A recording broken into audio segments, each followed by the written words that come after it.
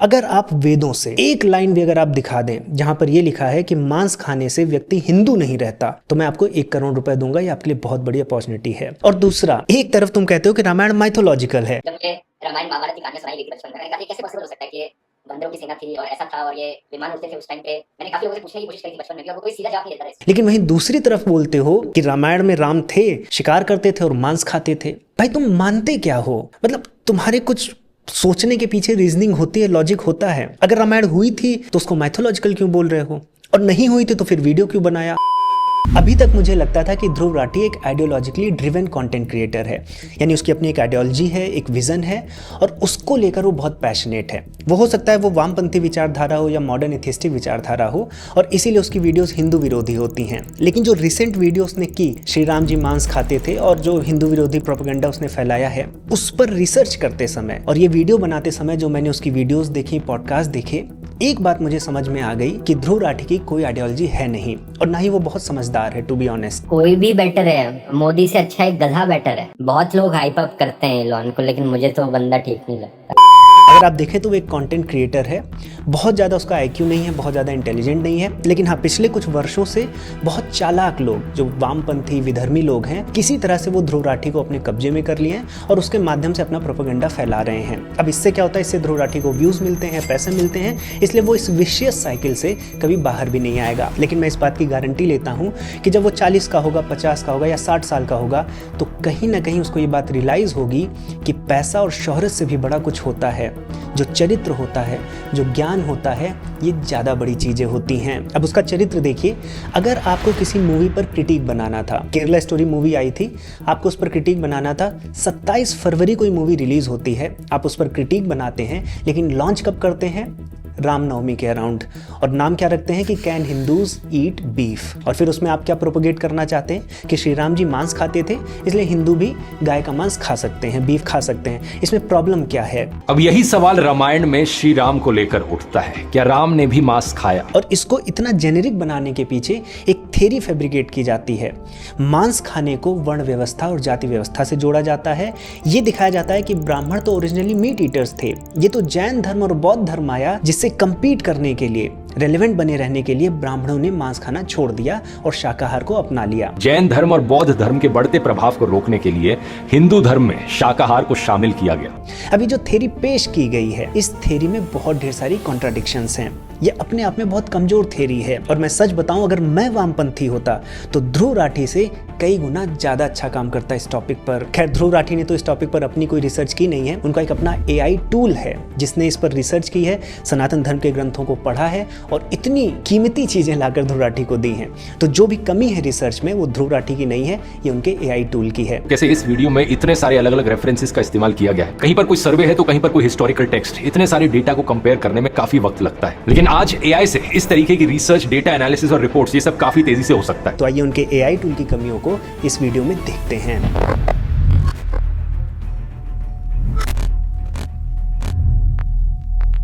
अब साथियों, इससे पहले हम ध्रुव राठी द्वारा किए गए छल को समझें। मेरा ध्रुव राठी को एक मैसेज है कि भाई रेफरेंस देना सीख लो। अगर आपको रेफरेंस देना नहीं आता है तो हमारी टीम आपको एक वीडियो कॉल पर सिखा सकती है। आप रेफरेंस दे रहे हैं सनातन धर्म के ग्रंथों से, जितना भी आपने रेफरेंस शेयर किया है, हार्डली किसी रेफरेंस में आपने संस्कृत श्लोक दिखाया है। केवल आपने ट्रांसलेशंस दिखा के रख दिए हैं, वो भी इंटरनेट के किसी वेबसाइट से। इनफैक्ट अगर आप ट्रांसलेशंस भी दिखा रहे हैं तो एटलीस्ट आप बताइए कि किस एडिशन से वो ट्रांसलेशन है, किसने वो ट्रांसलेशन किया है। ये सब बेसिक्स हैं, ऐसे काम नहीं होता है। और ये आपके AI टूल का रिसर्च वर्क है। आप किसी धर्म, जिस धर्म को मानने वाले इस संसार में तीसरे नंबर पे लोग आते हैं, आप उस पर रिसर्च करके वीडियो बना रहे हैं और आप उनके ग्रंथों से ढंग से रेफरेंस नहीं दे पा रहे हैं। आपको शायद ये भी नहीं पता है कि सनातन धर्म पर आक्षेप लगाने वाले आप पहले नहीं हैं। पिछले 3-4 हजार सालों से सनातन धर्म पर, सनातन धर्म के विचारों पर, दर्शनों पर बहुत ढेर सारे आक्षेप लगे हैं। लेकिन जो आक्षेप लगाते थे उनमें भी एक प्रतिभा होती थी, एक टैलेंट होता था, एक चरित्र होता था। वो भी न्याय शास्त्र में पारंगत होते थे, डिबेट्स करना उनको आता था। सिद्धार्थ गौतम सनातन धर्म पर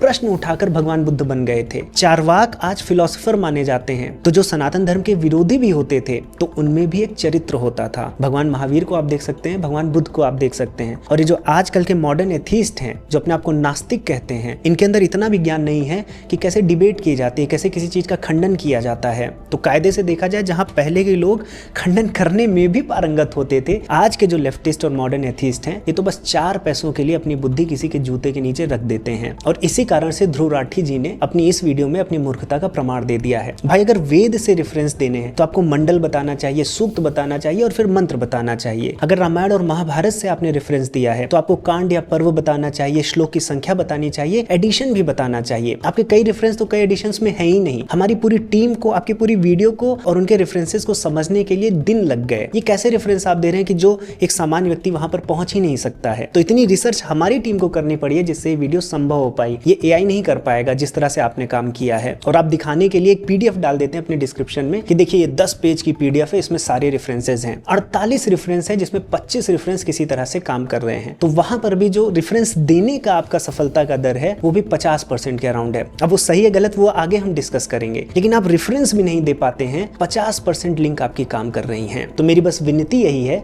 कि रेफरेंस सही से दीजिए। हो सकता है कि आपके ऑडियंस ये डिमांड ना करती हो, उनको कंटेंट में मजा आ जाता हो बिना रेफरेंस के, लेकिन एटलीस्ट अगर आप एक सेलिब्रेटेड कंटेंट क्रिएटर हैं जिनको इतने लोग सुनते हैं तो इतना तो आप अपने काम में इंप्रूवमेंट ला सकते हैं अपने एआई टूल को यूज करके। तो साथियों, ध्रुव की वीडियो केरला स्टोरी 2 के एक सीन से स्टार्ट होती है जहां पर एक हिंदू लड़की को जबरदस्ती बीफ खिलाया जा रहा है। अब वो इसे प्रोपेगेंडा दिखाने के लिए कुछ ट्रॉल अकाउंट के कमेंट्स दिखाता है जहां से वो ये सिद्ध करता है कि हिंदू तो बीफ खाते ही हैं। इसमें बड़ी बात क्या है? अब यहाँ पर ध्रुव हैस्टी जनरलाइजेशन कर रहा है। मेजॉरिटी जो हिंदू है भारत में, और उसमें भी जो नॉनवेज खाते हैं वो गौमांस नहीं खाते हैं और खाना भी नहीं चाहते हैं। उसके पीछे कुछ रिलीजियस मान्यताएं हो सकती हैं, उसके शास्त्रीय प्रमाण अभी मैं आपको दूंगा। लेकिन आप ये देखिए कि रिलीजियस मान्यताओं के कारण यदि एक व्यक्ति कोई चीज नहीं खाना चाहता है, अगर उसे ये चीज जबरदस्ती खिलाई जा रही है तो ध्रुव इसको डिफेंड कर रहा है। लेकिन यहीं पर यदि कोई हिंदू किसी मुसलमान को चालाकी से या जबरदस्ती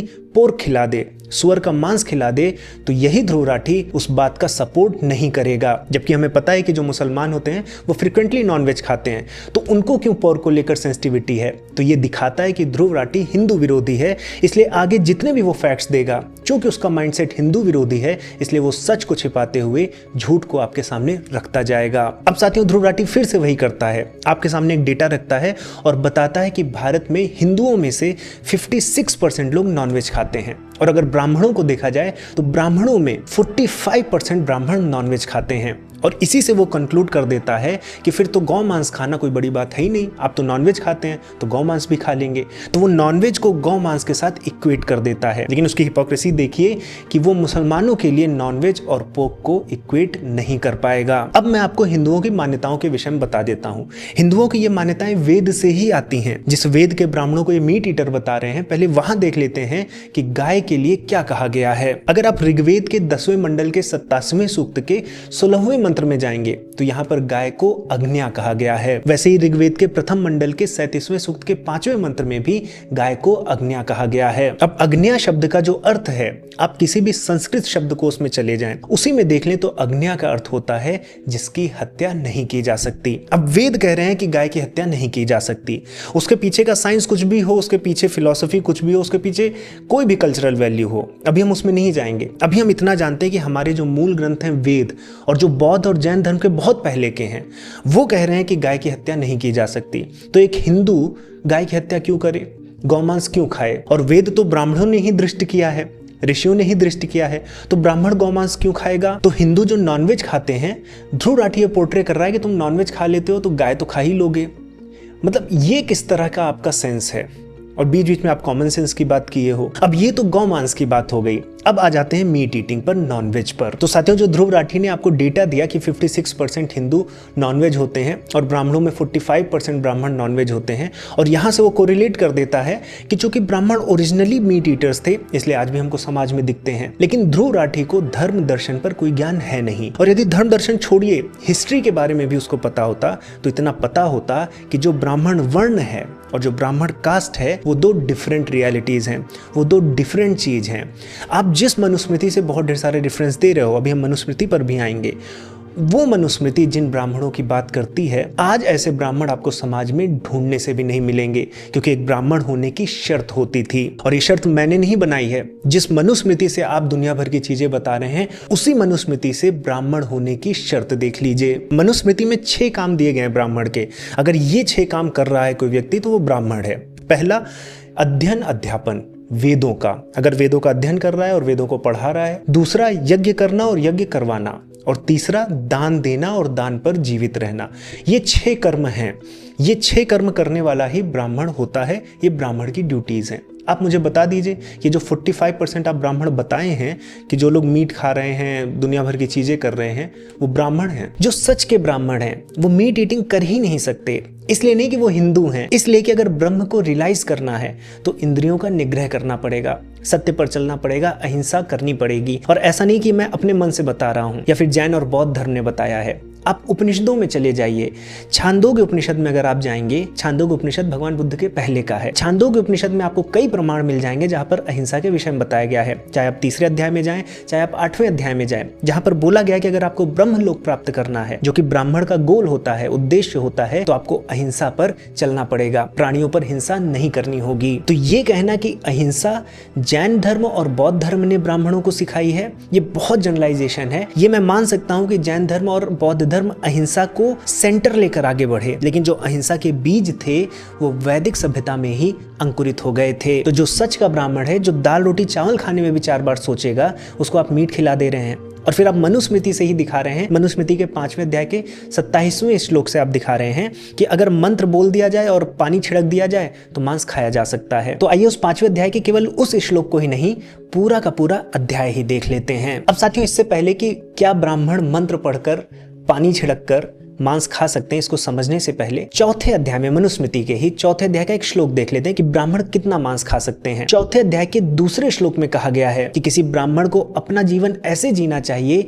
कि किसी भी प्राणी को कम से कम कष्ट हो। तो जो मनुस्मृति अहिंसा का पाठ बता रही है, उसमें से ये बताया जा रहा है कि देखो, ब्राह्मण यहाँ पर मंत्र पढ़कर, पानी मारकर मांस खा लेते थे। आइए उस 5वें अध्याय को देख लेते हैं। 5वें अध्याय में द्विजों के बारे में बताया गया, जो द्विज होते थे, जिनका जनेऊ संस्कार हो जाता था। मोस्टली इसमें ब्राह्मण, क्षत्रिय और वैश्य वर्ण लिए जाते हैं। तो इनको क्या खाना चाहिए और क्या नहीं खाना चाहिए, इसका विवरण है। तो अगर आप लाइन बाय लाइन श्लोक देखेंगे तो यहाँ पर आपको पूरी लिस्ट मिल जाएगी कि क्या क्या नहीं खाना चाहिए और क्या खाना चाहिए। 19वें श्लोक में बताया जा रहा है, ये सीधे 27वें श्लोक में चले गए थे क्योंकि ये चेरी पिकिंग कर रहे हैं। 19वें श्लोक में बताया गया है कि जो द्विज होता है, यदि वो मशरूम, प्याज, मुर्गा और सुअर खाता है तो आउटकास्ट हो जाता है, यानी वो समाज में रहने के लायक नहीं रहता। और आप कह रहे हैं कि ब्राह्मण पानी छिड़क कर मांस खाते थे। यहाँ पर ये देख लेते हैं कि ब्राह्मण को खाने के लिए स्पेसिफिकली क्या कहा गया। अगर आप 27वें श्लोक से केवल एक श्लोक पीछे आ जाते, 25वें पे आ जाते, तो वहां पर लिखा है कि बार्ली और व्हीट और दूध से बनी हुई जितनी भी चीजें हैं, अगर वो बासी भी हो गई हो तो एक ब्राह्मण के लिए वही खाना उचित होता है। अब आइए 5वें अध्याय के सारे श्लोक को देखते हैं कि क्या क्या खाने से मना किया गया है। अगर आप देखें श्लोक 6 में पेड़ की छाल से निकलने वाला कोई लिक्विड है, फटा हुआ दूध है, वो मना किया गया है। श्लोक 7 में अगर आप देखें तो अनावश्यक, अगर आप चावल तिल से, मक्खन चीनी तिल से, दूध चावल या फिर अपवित्र मांस या भगवान को चढ़ा दिया गया अन्न है या हवन सामग्री है, इसको नहीं खाना है। अब यहाँ पर आपकी आंखें बड़ी हो गई होंगी कि अपवित्र मांस यानी कि पवित्र मांस खाया जा सकता है, तो इस पर भी हम चर्चा करेंगे। इसी अध्याय में इसके बारे में दिया गया है। श्लोक 11 में कहा गया है कि अगर कोई जंगली चिड़िया हो जो मांस खाती हो, जैसे गिद्ध होते हैं और दूसरी जंगली चिड़िया होते हैं, गांव में रहने वाली चिड़िया हो, गांव में रहने वाली चिड़िया में कबूतर, मुर्गी सब आ जाते हैं। अभी आगे उसके बारे में भी बताया गया है। वन हुफ्ड एनिमल्स हों, अगर घोड़े हों, गधे हों, इस तरह की चीज़ें हों, और एक टिटिभा करके एक जानवर या चिड़िया बताई गई है जो टी टी करके आवाज़ निकालती है, वो नहीं खाना है। उसके बाद श्लोक 12 में बहुत ढेर सारी चिड़ियाओं का नाम दिया गया है। मुर्गी भी है इसमें, मुर्गी भी खाना मना है मनुस्मृति के अनुसार। आप इसी मनुस्मृति से बहुत ढेर सारे रेफरेंस दे रहे हैं। इसके बाद श्लोक 13 में मछली खाने वाली चिड़ियाओं को नहीं खाना है, जैसे बगुला आदि होते हैं। कसाई घर का मांस नहीं खाना है कि कोई आपके लिए काट रहा है दनादन और आप खा रहे हैं। उसके बाद सूखा मांस मना किया गया है। फिर श्लोक 14 में सुअर और मछली भी मना कर दिया गया, फिश और पोर्क भी मना है। श्लोक 15 में फिश पर और जोर देके उसको मना किया गया है। श्लोक 16 में आ जाइए तो 1-2 फिश को अलाउ किया गया है। तो हमने देखा कि एक पवित्र मांस की बात है और यहाँ पर 2-3 फिश के बारे में अलाउ किया गया है। फिर श्लोक 17 में किसी भी अननोन जानवर को खाने से मना कर दिया गया है। उन जानवरों को भी मना कर दिया गया है जो अकेले चलते हैं, जो ग्रुप में नहीं चलते हैं, उनको भी मना कर दिया गया है। अब आप यहाँ पर एक चीज़ कहेंगे कि विशाल जी, जब खाना ही नहीं है किसी प्राणी को तो सीधे सीधे बोल देते कि कुछ भी नहीं खाना है, अहिंसा करनी है, ये इतनी लिस्ट देने की क्या आवश्यकता है, तो इससे तो लूप होल निकलेगा और लोग खाएंगे। तो यहाँ पर हमें ये समझना है कि सनातन धर्म की मोरालिटी आपके हिसाब से नहीं चलती है। सनातन धर्म प्रैक्टिकलिटी भी देखता है। बहुत सी ऐसी स्थितियाँ होती हैं जहाँ पर अन्न उपलब्ध नहीं है, तो क्या करेगा व्यक्ति? मृत्यु को प्राप्त होगा। तो दो चीज़ का ध्यान करके ये व्यवस्था बनाई गई है। पहली ये, और इसके बारे में दिया, ये मैं अपनी तरफ से नहीं बता रहा हूँ, ये मेधातिथि जी की कमेंट्री ही ध्रुव राठी दिखा रहे हैं, मैं उन्हीं की कमेंट्री में दिखाऊंगा। पहला तो ये दिया गया है कि ब्राह्मणों पर भी ये दया की गई है कि अगर आपातकाल है, अकाल आ गया है, कोई ऐसी स्थिति है जहाँ पर परिवार आपका भूखा है, विपत्ति आ गई है, तो उस केस में जो मछलियाँ बताई गई हैं या जो ऐसे पक्षी हैं जो इस लिस्ट में नहीं आते हैं, उनको खाया जा सकता है। आपातकाल की स्थिति में ये कमेंट्री में भी हमें मिलता है। दूसरा जो कि बहुत इंपॉर्टेंट है, अपवित्र मांस, यानी पवित्र मांस ही खाने को कहा गया है। अभी जो लिस्ट दी गई है ये द्विजों के लिए दी गई है, ये केवल ब्राह्मणों के लिए नहीं दी गई है। और इसमें सबसे ज़्यादा इंपॉर्टेंट है क्षत्रिय। और जब पवित्र मांस की बात आती है तो एक ब्राह्मण के सानिध्य में यदि कोई ऐसा यज्ञ हुआ है जिसमें किसी पशु को मारा गया है और उसका जो अपशिष्ट बचता है, जिसको पवित्र मांस बोला जा रहा है, तो क्षत्रिय ग्रहण कर सकता है। अब आप कहेंगे कि यज्ञों में भी तो हिंसा हो ही रही है, तो हिंसा की क्यों जा रही है धर्म के नाम पर? आप मुझे ये बताइए, एक क्षत्रिय से आप ये उम्मीद लगा के बैठे हैं कि जब आप पर कोई हमला करेगा तो क्षत्रिय उसका वध करेगा। एक क्षत्रिय जाकर एक आदमी को मारेगा, लेकिन उसकी तैयारी करने के लिए आप उसे मुर्गा भी नहीं मारने देंगे। ये कहाँ का लॉजिक हो गया? आपका आईएएस का एग्जाम होता है, किसी चीज़ का एग्जाम होता है, आप उसके पहले 2-2 महीने, 5-5 महीने, 1-1 साल मॉक टेस्ट देते हैं, लेकिन एक क्षत्रिय जिसको एक सेना को हराना है, जिसको जाके आदमियों को मारना है, जिसको देश की रक्षा करनी है, समाज की रक्षा करनी है, उसको कहाँ पर उस चीज़ के लिए प्रैक्टिस करने दी जाएगी? क्या वो मनुष्यों को मारे प्रैक्टिस करने के लिए? तो ये सामाजिक व्यवस्था थी कि अगर क्षत्रिय को, जिसको हिंसा से एक्सपोज करना है, क्योंकि उसको कल को हजारों लोगों को मारना पड़ेगा समाज की रक्षा करने के लिए, तो एक ब्राह्मण का सानिध्य चाहिए। और उस यज्ञ में जो वो एक्सपोज हो रहा है वो मंत्रों के बीच एक्सपोज्ड हो। क्यों? क्योंकि अगर एक ब्राह्मण का सानिध्य नहीं है तो जिस तरह से आज प्रत्येक व्यक्ति के लिए मांस बहुत ईजिली अवेलेबल है और दनादन सब खा रहे हैं, तो जो आज आप बता रहे हैं ध्रुव राठी समस्या कि आप वेजिटेरियन इसलिए हुए हैं क्योंकि पर्यावरण को नुकसान होता है, तो ये समस्या उस समय भी हो जाती अगर लोग ब्राह्मण के सानिध्य में पवित्र मांस का भक्षण नहीं करते, तो उस समय भी लोग दनादन जिसको चाहते उसको मारते और खाते। लेकिन समाज में पर्यावरण बचा रहे, प्राणी मात्र की रक्षा हो सके, तो ये व्यवस्था की गई कि अगर क्षत्रियों को हिंसा से एक्सपोज भी करना है तो वो एक वैदिक ब्राह्मण के सानिध्य में हो। और जो आपने 5वें अध्याय में 27वां श्लोक दिखाया वो द्विजों में क्षत्रिय पर फोकस्ड है, क्योंकि उसमें कहा गया है कि he may eat meat that has been consecrated also at the wish of Brahmanas. ब्राह्मणों की विश पर, यहां पर ब्राह्मणों का सानिध्य चाहिए तब वो मीट खा सकता है। तो यहां पर साफ साफ है कि ब्राह्मणों की विश पर क्षत्रिय मीट खा सकते हैं। और इस श्लोक के साथ जो इन्होंने दिखाया है अपने चैनल पर, एक चालाकी और कर दी। एक तो पहले चेरी पिकिंग की, एक श्लोक उठाया। चालाकी ये की, जब इन्होंने कमेंट्री दिखाई मेधातिथि जी की, तो पहली लाइन ये गायब कर दिए, पहली लाइन खा गए। अब मनुस्मृति को देखो। मनुस्मृति के चैप्टर 5 वर्स 27 में कहा गया है कि आप मांस खा सकते हैं जिसे मंत्र से पवित्र किया गया हो, पानी से स्प्रिंकल किया गया हो। पहली लाइन जो लिखी है वो ये लिखी है कि ये जो मांस है ये पवित्र होता था अग्निष्टोम यज्ञ द्वारा, यानी ये एक काम्य यज्ञ होता था, ये एक रिचुअल है। और रिचुअल आप रोज नहीं करते हैं, ऐसा नहीं है कि आप मंत्र बोलकर और पानी छिड़क कर आप रोज मांस भक्षण कर रहे हैं। अब साथियों, अगर इस श्लोक को एक बार और ध्यान से देखिए, मतलब ये ऐसा श्लोक शेयर किया गया है जिसमें अपने आप में कॉन्ट्राडिक्शन है। अंत में देखिए क्या लिखा है। अंत में लिखा है कि जब उसकी लाइफ डेंजर में हो तब वो मांस खा सकता है। अब आप बताइए, ध्रुव राठी कह रहे हैं कि मांस को मंत्र पढ़कर पानी छिड़ककर खाया जा सकता है, ब्राह्मण खा सकते हैं। आप मांस खा सकते हैं जिसे मंत्र से पवित्र किया गया हो, पानी से स्प्रिंकल किया गया। तो फिर श्लोक में ये क्यों लिखा गया कि जब उसकी लाइफ डेंजर में हो तब खाना है?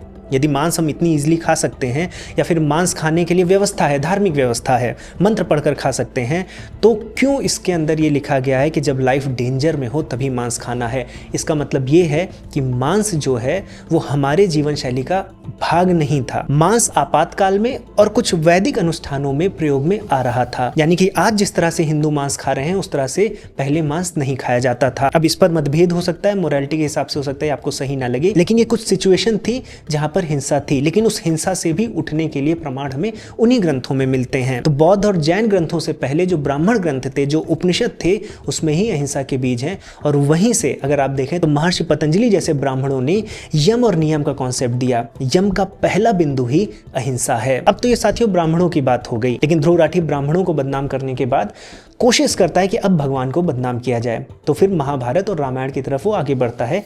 आइए उसकी चर्चा करते हैं। अब साथियों यहाँ पर ध्रुव राठी बहुत ही चालाकी से पहले पांडवों और फिर श्री राम जी को मांस भक्षण में घसीटता है, और उसके बाद चूंकि श्री कृष्ण जी के लिए उसके पास कोई सबूत नहीं है तो श्री कृष्ण जी पर वो ऐसा आक्षेप नहीं लगा पाता है। अब यहाँ पर एक ऐसा सवाल आता है जो बहुत से लोगों के मन में उठता है कि क्या पांडवों ने और श्री राम ने भी मांस खाया होगा? पांडवों पर जो आक्षेप लगता है, और चूंकि पांडव क्षत्रिय भी थे तो शिकार आदि करना उनके कर्म थे, क्षत्रिय कर्म थे। अगर आप महाभारत में भी जाएंगे तो महाभारत में भी क्षत्रियों के लिए बताया गया है कि यदि आप अपने बाहुबल से, अपने पौरुष से शिकार करके किसी पशु को प्राप्त करते हैं तो आप उसको खा सकते हैं। ये क्षत्रियों के लिए अलाउड था, और पांडव भी क्षत्रिय थे तो इस तरह से वो शिकार आदि करते थे। तो शिकार क्षत्रियों की एक समझ लीजिए मेन एक्टिविटी होती थी, क्योंकि ये उनको प्रिपेयर करती थी। हंटिंग वगैरह जो था, जो उनकी धनुर्विद्या आदि होती थी, वो उसमें पारंगत भी हो जाते थे, और उनके अंदर जो एक ब्रेवरी होती है वो भी धीरे धीरे डेवलप होती थी। लेकिन यदि आप उनका एग्जाम्पल लेकर खुद मांस भक्षण कर रहे हैं तो आपको समझना होगा कि महाभारत क्या कह रही है कि स्वयं यदि आप मार सकते हैं अपने बाहुबल से, तब आप उसको खाने के योग्य हैं। और अभी हमने मनुस्मृति में देखा है कि कसाई घर में कटने वाला जो मांस है वो सभी द्विजों के लिए वर्जित है, ब्राह्मण, क्षत्रिय, वैश्य। तो कसाई घर का मांस या फिर कोई और आपके लिए मांस काट रहा है और आप उसका भक्षण कर रहे हैं तो मनुस्मृति भी वर्जित करती है। लेकिन क्षत्रियों के लिए शिकार करके मांस का अर्जन करना और खाना निषेध नहीं था। अब साथियों यहाँ पर ध्रुव राठी एक तंज कसता है, कूल बनने के लिए बोल देता है कि तो कॉमन सेंस की बात है कि भगवान श्री राम 14 वर्ष के वनवास में थे, जंगल में थे, तो उनको कोई पनीर बटर मसाला नहीं खिलाया होगा। ऑब्वियस सी बात है कि वो शिकार किए होंगे और मांस खाए होंगे। तो ये जो कॉमन सेंस है ये ध्रुव राठी का ही कॉमन सेंस हो सकता है, क्योंकि भगवान श्री राम जी अगर आप उनकी यात्रा देखें तो उस 14 वर्ष के वनवास में वो कई आश्रमों में रहे। ऋषि भारद्वाज के साथ रहे, ऋषि अत्रि के साथ रहे, देवी अनसुईया के साथ रहे, चित्रकूट में रहे, पंचवटी में रहे, शबरी के साथ रहे, किष्किंधा में सुग्रीव के साथ रहे, लंका गए तो उनको पनीर बटर मसाला खिलाने वाले बहुत लोग थे। आपको उनकी चिंता करने की आवश्यकता नहीं है। और अगर आपको ये लगता है कि फल फूल कंदमूल खा के इतने सालों तक नहीं रहा जा सकता है, तो क्या आपने फ्रूटेरियनिज्म डाइट के बारे में नहीं सुना है, जिसमें लोग केवल फल खाते हैं?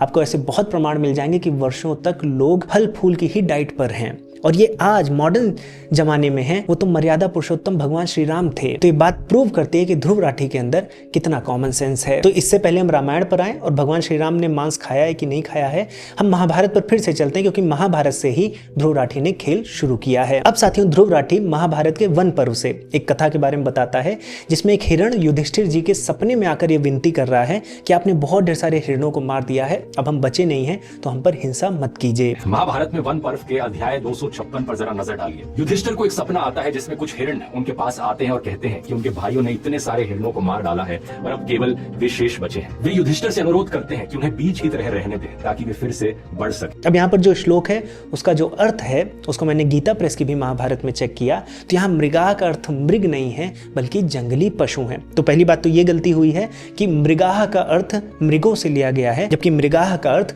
जंगली पशुओं से लिया जाना चाहिए, जिससे ये सिद्ध होता है कि जो पांडव थे वो जंगली पशुओं का शिकार कर रहे थे, अपने क्षत्रिय धर्म का पालन कर रहे थे। और इसमें कोई दोष भी नहीं है, क्योंकि अगर आप महाभारत के क्रिटिकल एडिशन के अनुशासन पर्व के 117वें अध्याय के 18वें और 19वें श्लोक को देखेंगे तो भीष्म यहाँ क्या कह रहे हैं कि यदि जंगल में कोई क्षत्रिय है तो प्राणों को बिना संकट में डाले वो शिकार कर ही नहीं सकता।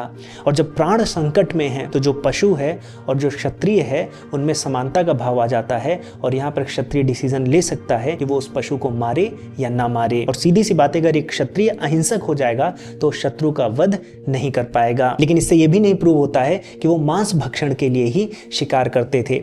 क्योंकि इसी प्रकरण में वन पर्व में आगे 259वें अध्याय के दूसरे श्लोक में वैशंपायन ऋषि जी कहते हैं कि पांडवों ने 11 वर्ष तक अपना जीवन केवल फल फूल खाकर, कंदमूल खाकर ही बिताया है। अब साथियों, चूंकि श्री कृष्ण जी के मांस भक्षण का कोई सबूत नहीं मिलता, तो ध्रुव राठी एक चालाकी और करता है। वो उद्योग पर्व के 58वें अध्याय से 5वें श्लोक को आपको बताता है कि जहां संजय ने कृष्ण जी और अर्जुन को चंदन का लेप लगाए हुए माधवासो पीते हुए देख लिया था। और महाभारत के उद्योग पर्व अध्याय 58 श्लोक 5 का, जहां संजय कहते हैं कि उन्होंने कृष्ण और अर्जुन को चंदन का लेप लगाए हुए, फूलों की माला पहने हुए और मधवासव पीते हुए देखा। अब वो इस बात को ऐसे बता रहा है कि जैसे कोई चोरी करते हुए पकड़े गए हैं, यानी मधवासो कोई ऐसी चीज है जो चोरी से पी जा रही है और नशा किया जा रहा है। जबकि अगर आप उस अध्याय को, उस श्लोक को पढ़ें और उसके बाद का कॉन्टेक्स्ट पढ़ें, तो संजय चोरी से नहीं गया है, संजय तो उस सभा में ही गया है, सामने से श्री कृष्ण जी से मिल रहा है। और अगर श्री कृष्ण जी नशे में होते तो उस समय श्री कृष्ण जी सबसे गंभीर बात कर रहे हैं।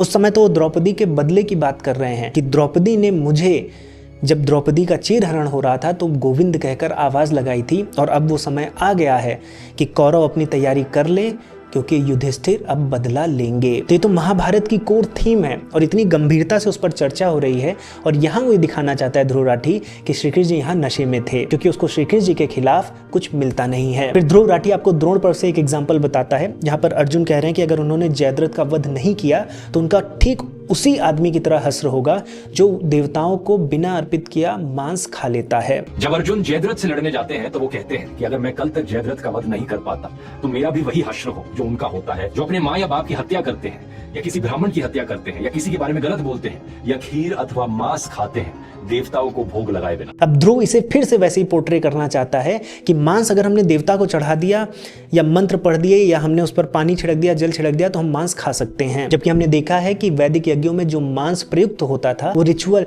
वो काम्य यज्ञ के अंतर्गत होता था, और वो फ्रिक्वेंट नहीं है, वो किसी कामना के लिए होता था। ऐसा नहीं है कि आपके पास मंत्र रखें और आप मंत्र का प्रयोग करके किसी भी प्रकार से मांस का भक्षण कर ले रहे हैं। और उल्टा इस श्लोक में अर्जुन इसी का तो विरोध कर रहा है कि ऐसा व्यक्ति जो मांस भक्षण स्वाद के लिए कर ले रहा है, उसका जो हश्र होगा वो मेरा हश्र हो जाएगा अगर मैं जयद्रथ का वध न करूं। अब रामायण पे आते हैं। रामायण में अयोध्या कांड से 52वें सर्ग का 89वां श्लोक दिखाकर ध्रुव राठी ये बताता है कि माँ सीता गंगा जी की पूजा मादक पेय, शराब आदि से और जलीयुक्त मांस से करती हैं। सीता जी गंगा को मीट ऑफर कर रही हैं। ये वाल्मीकि रामायण का अयोध्या कांड अध्याय 52 श्लोक 89 है। जलीयुक्त मांस, ये ट्रांसलेशन है। इस श्लोक का यदि ट्रांसलेशन आप गीता प्रेस से देखेंगे तो गीता प्रेस में क्या ट्रांसलेशन किया गया है? गीता प्रेस में बताया गया है कि वो ऐसे पदार्थों से माँ गंगा की पूजा करेंगी सीता जी जो देवताओं को भी दुर्लभ हों, और अपनी पृथ्वी, वस्त्र और अन्न के द्वारा भी उसकी पूजा करेंगी। अब साथियों, दो ट्रांसलेशंस हैं आपके सामने। ध्रुव राठी ने कहाँ से ट्रांसलेशन लिया है नहीं बताया है। मैंने आपको बताया कि गीता प्रेस कि जो रामायण है, वाल्मीकि रामायण, उससे मैं आपको बता रहा हूं। अब इन दो ट्रांसलेशन में अगर आप कॉन्टेक्चुअली देखेंगे तो गीता प्रेस का जो ट्रांसलेशन है वो सही है, क्योंकि माता सीता ने वनवास पर आने से पहले ही भगवान श्री राम को यह प्रतिज्ञा दी थी। आप अयोध्या कांड के 27वें सर्ग के 16वें श्लोक को देखेंगे तो माता सीता कहती हैं कि मैं आपको वनवास में कोई कष्ट नहीं दूंगी, प्रतिदिन आपके साथ रहूंगी और प्रतिदिन फल मूल ही खाकर जीवन का निर्वाह करूंगी। अब सीता माता ये प्रतिज्ञा दे रही हैं और आप अचानक से देखते हैं कि माता गंगा को वो मांस चढ़ा रही हैं, वो भी जलयुक्त मांस। तो कंटेक्चुअली अगर आप देखेंगे तो ट्रांसलेशंस के साथ छेड़छाड़ की गई है। इसके बाद ध्रुव राठी आपको अयोध्या कांड से ही 52वें सर्ग का 102वां श्लोक दिखाता है और बताता है कि श्री राम जी ने हिरण और वृषभ का शिकार किया और फिर उसका मांस भक्षण किया। अयोध्या कांड में अध्याय 52 श्लोक 102, जहां राम और लक्ष्मण के एक बोर, एंटीलोप और हिरण का शिकार कर उनका मांस खाने की बात कही गई। जबकि आप गीता प्रेस की वाल्मीकि रामायण में इसी श्लोक का अगर ट्रांसलेशन देखेंगे तो हमें मांस भक्षण का कहीं भी प्रमाण नहीं मिलता है। अब गीता प्रेस की माने या ध्रुव राठी ने जहां से ट्रांसलेशन लिया है वो माने, तो अगर आप कॉन्टेक्स्ट देखेंगे तो भगवान राम ने कई बार ये क्लियर किया है कि वो फल मूल खाकर ही 14 वर्षों का वनवास करेंगे। जैसे अयोध्या कांड के अगर आप 20वें सर्ग के 29वें श्लोक को देखें तो वहां पर श्री राम जी कह रहे हैं कि मैं राजभोग्य वस्तु का त्याग करके मुनि की भांति कंद मूल और फलों से जीवन निर्वाह करता हुआ 14 वर्षों तक निर्जन वन में निवास करूंगा।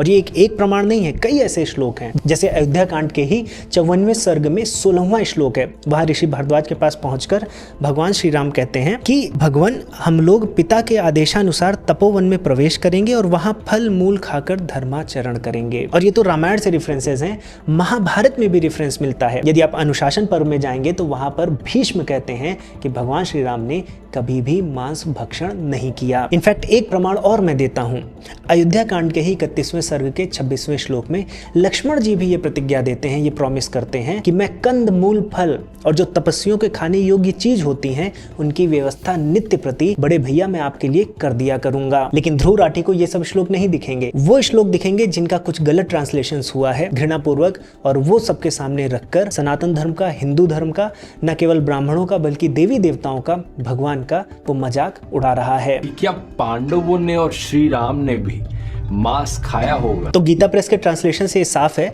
कि जब उनको सायंकाल में भूख लगती है तो वो अपना भोजन, पवित्र भोजन करते हैं।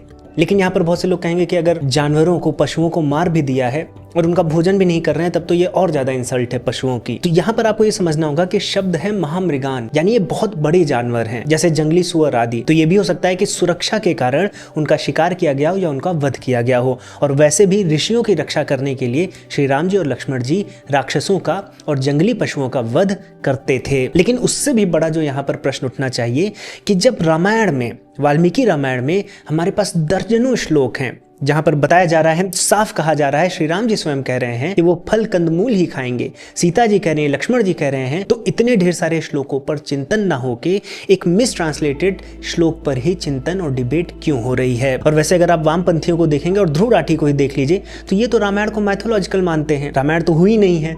लेकिन जब इनको नैरेटिव सेट करना है तो हाँ, श्री राम थे और उन्होंने मांस का भक्षण किया, तो ये अपने नैरेटिव गेम के हिसाब से इनके लिए रामायण कभी मैथोलॉजी हो जाती है, कभी रामायण में श्री राम जी मांस खा लेते हैं, तो ये नैरेटिव गेम इनका चलता रहता है। फिर यहाँ पर ध्रुव राठी बहुत ही वाहियात क्लेम करता है। वो कहता है कि जितने भी हिंदू हैं जो शाकाहारी हैं वो केवल इसलिए मांस नहीं खाते हैं क्योंकि मांस खाने से उनका धर्म भ्रष्ट हो जाएगा। जो लोग हिमाचल, मध्य प्रदेश, गुजरात, राजस्थान, हरियाणा जैसी स्टेट्स में रहने वाले हिंदू हैं, उन्हें यह सब सुनकर बहुत अजीब लग रहा होगा, क्योंकि इन सभी स्टेट्स में मांस को छूने से भी हमारा धर्म भ्रष्ट हो जाता है। धर्म भ्रष्ट होने से अर्थ लिया जा रहा है कि वो हिंदू नहीं रहेंगे इसलिए वो मांस नहीं खाते हैं। ऐसा नहीं है, रिलीजन की तरह हिंदुइज्म काम नहीं करता है। यहाँ पर धर्म भ्रष्ट होने का मतलब ये है, धर्म मतलब मानवता, जो मानव धर्म है वो समाप्त हो जाएगा। अगर आप रैंडमली 100 हिंदुओं को उठा लें जो मांस नहीं खाते हैं और उनसे एक बार पूछें कि क्या मांस आप इसलिए नहीं खाते हैं क्योंकि आप हिंदू नहीं रहेंगे, तो आपको बताएंगे नहीं, ऐसा नहीं है, हम मांस इसलिए नहीं खाते हैं क्योंकि हमें जीव हत्या नहीं करना है। जैसे हमें दर्द होता है वैसे जीव को भी दर्द होता है। ये पीछे की रीजनिंग है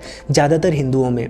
कोई ये एक रिलीजियस कल्ट नहीं है कि ये किताब हमें फॉलो करनी है और हम नहीं फॉलो करेंगे तो हम उस धर्म से, उस रिलीजन से निकल जाएंगे। धर्म और रिलीजन का डिफरेंस अलग है। खैर, चूंकि आपको इसके मतलब, उसके पीछे की गहराई नहीं पता है तो आप ये सब जनरलाइजेशन करते रहेंगे। लेकिन यहाँ पर मैं आपको 1 करोड़ रुपए जीतने की अपॉर्चुनिटी देता हूँ।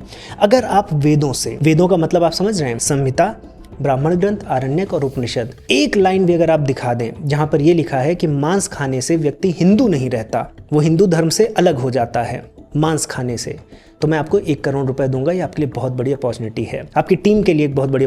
आप तो हो सकता है बहुत अमीर हो, अगर आपकी टीम में भी किसी को 1 करोड़ चाहिए तो मैं उसको दूंगा अगर वो वेदों से ये दिखा दे कि मांस खाने से व्यक्ति हिंदू नहीं रहता।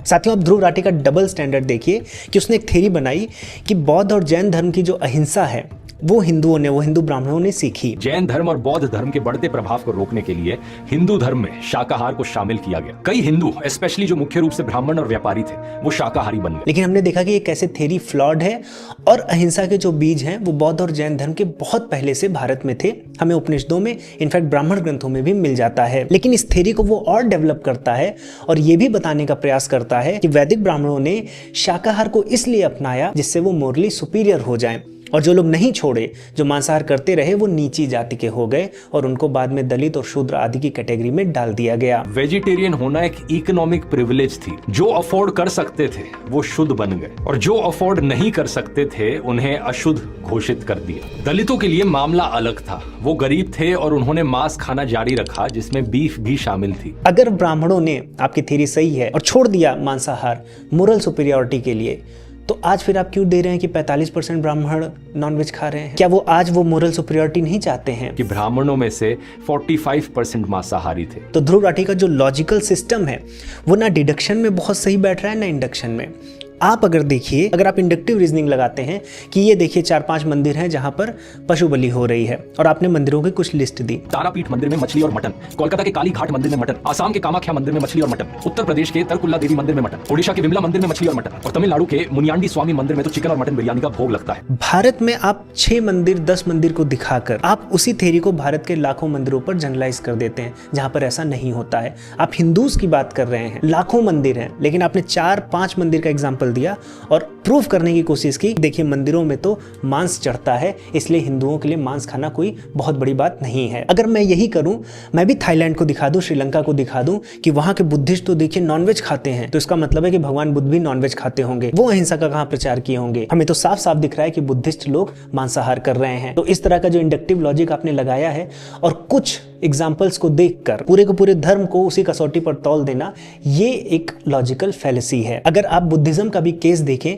तो जो थाईलैंड के बुद्धिस्ट हैं, वो जो बुद्धिज्म के जिस रूप को मान रहे हैं उसको थेरावाद कहा जाता है, और वहां पर वो मीट कंजम्पशन को उस तरह से मोल्ड कर लिए हैं। ऐसे ही जब आप हिंदुइज्म की बात करते हैं तो हिंदू धर्म के अंदर बहुत ढेर सारे संप्रदाय हैं। आप एक वर्ड से, हिंदू वर्ड से किसी एक संप्रदाय की चीज को पूरे हिंदुइज्म का जो अम्ब्रेला है, पूरे हिंदुइज्म का जो लैंडस्केप है, उस पर सुपर इम्पोज नहीं कर सकते हैं। हिंदुओं में ऐसे बहुत ढेर सारे संप्रदाय हैं जो वैदिक ग्रंथों के ऊपर अपने जो आगम ग्रंथ हैं उसको रखते हैं। जैसे आप शाक्त संप्रदाय में जाएंगे तो वो अपने ग्रंथों को, आगम ग्रंथों को ऊपर रखते हैं। उनकी जो पूजा पद्धति है वो तामसिक पूजा पद्धति है। वैष्णव में आप जाएंगे तो सात्विक पूजा पद्धति है। आप एक संप्रदाय की चीज को दिखाकर पूरे हिंदुइज्म को उस चीज पर नहीं तौल सकते, क्योंकि अगर ऐसा है तब तो बुद्धिज्म हिंसावादी है। बहुत ढेर सारी दुनिया में बुद्धिस्ट हैं जो मांसाहार करते हैं। बहुत ढेर सारे ऐसे मुस्लिम्स होंगे जो मांसाहार नहीं करते होंगे, वीगन होंगे। क्या उनको देखकर कहा जा सकता है कि सारे जो मुसलमान हैं वो वीगन हैं? या इस्लामिक टीचिंग कहती है कि हमें जानवरों को नहीं मारना चाहिए?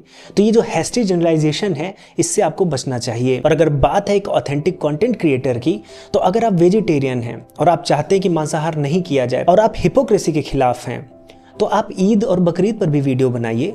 आप थोड़ा इस्लाम धर्म पर भी वीडियो बनाइए कि इस तरह से जीवों पर अत्याचार नहीं करना चाहिए। लेकिन जो कि आप बायस्ड हैं तो आपसे ऐसी उम्मीद नहीं लगाई जा सकती है। लेकिन इस वीडियो के बाद आपको मिरर के सामने खड़े होकर अपने दिल से पूछना चाहिए कि जो आप कर रहे हैं क्या वो सही है? साथियों, मैं आशा करता हूँ कि इस वीडियो के माध्यम से आपको न केवल ध्रुव राठी के ऊपर रिस्पॉन्स वीडियो मिली होगी, बल्कि सनातन धर्म में जो परंपराएं हैं, जो रीतियां हैं, जो हमारे ग्रंथों में दिया गया है, उस पर एक क्लैरिटी मिली होगी। इसके अलावा अगर कोई चीज़ छूट गई है तो आप ज़रूर कमेंट में बताइएगा, मैं उस पर कुछ रील आदि बना दूंगा। वीडियो आने में ज़रूर लेट हुआ है क्योंकि बहुत ढेर सारे ऐसे रेफरेंसेस थे जिनको ढूंढने में, उनका सही ट्रांसलेशन जानने में और उसके पीछे जो चीज़ें हैं, जो गहराई है, उसको पूरी ईमानदारी के साथ, सत्यनिष्ठा के साथ, एक एक रेफरेंस के साथ आपके सामने रखा जाए। मैंने कभी अपने चैनल पर किसी को लेकर इस तरह की वीडियोज़ नहीं की हैं, लेकिन चूँकि ये एक ऐसी वीडियो थी जहां पर बहुत ढेर सारे ऐसे आक्षेप थे जो निराधार थे, और चूंकि ध्रुव राठी की वीडियो मिलियंस तक पहुंचती है तो मेरा एक दायित्व बनता है कि इस पर